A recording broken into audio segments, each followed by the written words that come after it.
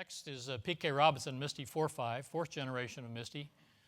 Talk to us about, PK, about how the mission had changed by the time you got there from your perception, and then how you ended up in the Pokey also. First of all, being a Misty, Shep said I had to sit down, and Misty innovated a lot. I'm going to stand up like Charlie. And second of all, I want to mention technology real quickly. We did have technology back in those days. In fact, Charlie mentioned that also. It was the camera. We had Nikon cameras, and those were our most valued possessions, and that's where we got documented all of our intelligence. That was technology in those days. Pretty impressive, huh? You all know what a camera is, right? The shrimp who came in from the ocean. Okay, how did things change? That's what we always called him. How did things change? First, I got there flew my first mission on March 4th, 1968. Now, before that time, there was an operation called Rolling Thunder going on in North Vietnam. That started in February 1968, and that was the bombing of North Vietnam, and that included all of North Vietnam except for those insignificant sites that were off limits, like airfields and things like that. So we didn't want to hurt the MiGs, so they could come up anyway. We won't go there again. But it started in 65. Okay, and I was there March 14th. On March the 31st, 1968, President Johnson got on the radio and said, we are going to stop bombing above the 20th parallel.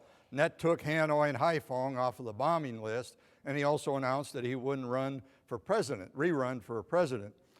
And then 3 days later, after some more advice from some of his assistants, on April 3rd, he said, we're going to stop the bombing below the 19th parallel. Well, that took it right down to Route Pack 1 and 2, as Shep was talking about.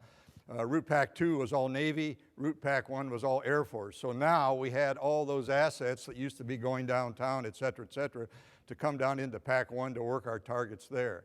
Now, that was the good news. All of a sudden, we had as many airplanes as we could handle on the targets we could find. That was the good news. The bad news is, of course, now North Vietnamese don't need all the guns up north defending Hanoi and Haiphong and those kind of places, so they moved a lot of them down into Route Pack 1. So we had plenty of company from the North Vietnamese gunners, and that made it very, very exciting. And with all the firepower we had and the Misty's number two technology, or maybe our number one technology capability, was what we called Misty Eyes. Now, at night, we tried a couple night missions, incidentally, and bombers at that time couldn't see anything at night. It was just a total waste of time, so we didn't even try to do night missions. The AC-130s did some of that, and a couple other units did some night missions, but it was not very effective. So the North Vietnamese, during the daytime, would have to camouflage all the trucks and personnel and everything they had into the jungle or alongside the roads. Now, it was not easy to find those camouflage targets, but amazingly, the more time you spent at low altitude, and we're talking 4,000 feet over North Vietnam, the more time you spent there, the more you had the capability to pick up sort of a different color of a tree, or just a road of just a couple inches long that disappeared off of the major road, and you got Misty Eyes, and you developed this capability to identify heavily camouflaged targets off in the jungle or off the roads, and then of course we could mark it and kill it, and we had some amazing kills that way. Shep wanted me to talk about 100 missions. When you volunteered for Misty, you volunteered for 4 months or 60 missions, whichever, and then you went back to your unit. Well, that was that time, all the Thud pilots, F-4 pilots, and other pilots were going up downtown. If they got 100 missions, they got a go home early pass. So you got 100 missions, you went home. And so it was also sort of a prize to get 100 missions. In fact, if you go to Wright-Patterson, the Air Museum, there is a little section there that has, it's a 100 mission session there. And I'm a couple of people, well, there's a whole bunch of guys in there. Eventually, we figured one of the Misties was going to have to exceed the 4 months and 60 missions and try for 100. And when you did that, incidentally, you had to say, I'm not going to go home early. I'll do my 100 missions and then go back to my unit. First one to try that was Jonesy Jones, Eben Jones. His picture was up there a little while ago. And so he volunteered to go to 100, and he took off on his 99th mission. Now, to get a sortie, you have to have a takeoff and a landing, right? Okay. Jonesy took off, worked the target, got shot down, ejected, got rescued same day and got brought back to the Tuiwa bar. So Jonesy only had 99.5 missions, so that wasn't going to count for 100. So our commander, Lieutenant Colonel at the time, Bud Bacon, said, okay, we'll give you another shot. And he took him up on a milk run. And so Jonesy never got 100, but he did get 100.5. And then there were 4 other guys that volunteered for 100 missions. I was one of them.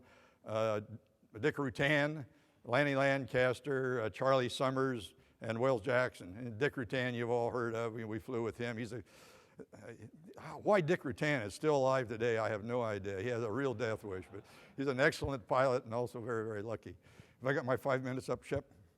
Or you want me to quickly the POW thing? Tell me how you end up in the pokey, yeah. Oh, it's easy to end up in the pokey. They started the bombing again. I volunteered to go back, flew F4s, and we got on the first raid back downtown, and so I was there right in the middle of the 1972 bombing downtown, and we're up on a MiG mission looking for MiGs, and it wasn't MiG day, it was SAM day. Got shot down by 2 SAMs, landed up near Kep Airfield, got captured, and so I got to join Bud up in the Hanoi Hilton. So we had a great time up there, told all the war stories. Actually, I didn't get to see Bud. He was over with a bunch of senior officers, but did spend the time in Hanoi. I did have the honor to escort Bud to the White House when President Ford hung his Medal of Honor on him, went along with Admiral Stockdale and a skinny little guy called Tommy Norris. Tommy Norris is the guy that rode up the river and pulled out Bat 2-1 Bravo, if you've ever read that story. And that's one of the most heroic things I've ever heard of, that Tommy Norris thing. So.